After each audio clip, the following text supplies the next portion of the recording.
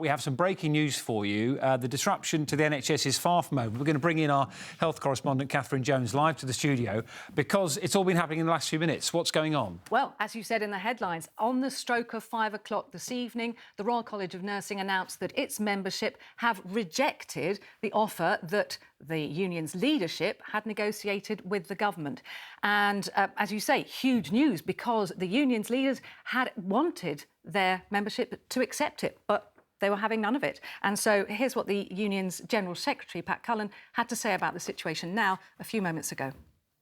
We've always said as a college and a ruling council that we would listen to our members. Our members have made that decision today. This offer was not enough for our members, and it is now down to the government to listen to the voice of nursing and put a better offer on the table. They need to restore the nurses' pay and they need to make a better offer. But the one thing that they must not do is to take the current offer off the table.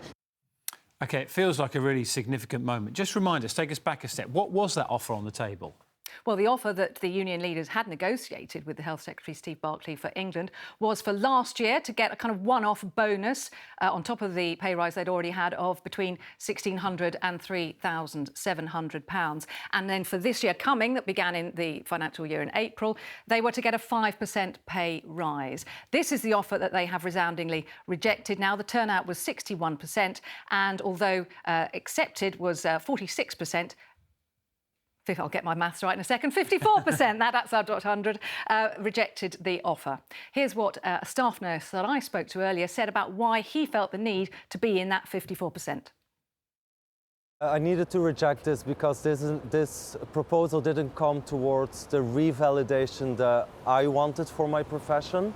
I think as nurses, this was a time to step up and to reclaim what it is that we do and make more visible and make us being heard that the crisis that we face within the NHS is severe, and we need proper resources to solve what's going on within the system. And I don't think this proposal is coming towards that ask.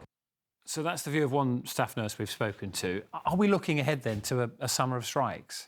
Not just a summer strike, potentially. We've got a spring strike already. This evening, they have also called a 48-hour strike. It'll run from 8 p.m. on April the 30th to 8 p.m. on May the 2nd. If that sounds familiar, that is the Sunday of the bank holiday May Day weekend, running through across the Monday to the Tuesday of the following week. Now, that also raises the possibility of possibly doctors and nurses striking at around the same time or even on the same days. As for perspective on that, let's hear from hospital bosses, but also firstly from a patient's view. Let's hear from Rebecca, whose follow-up to a cancer operation was cancelled on Wednesday because of the junior doctor strike. It's a scary thought. I know that they would make sure that emergency care, emergency medicine would be covered, but there's already a backlog from COVID. Appointments and surgeries are still being caught up on.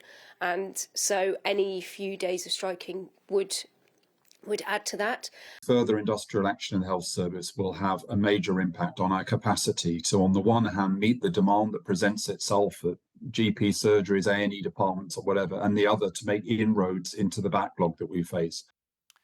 And it really is a decision day, isn't it? Because we've got more news as well this afternoon, this time from another union. The biggest union representing people who work in the NHS, Unison. Yes, they also balloted their membership and resoundingly they have all accepted the 5% pay offer that was on the table, the same offer that was on the table for the nurses. This is huge in a way because this means paramedics, cleaners, porters, all kinds of staff who work for the NHS will not be back on the picket lines, presumably, this summer.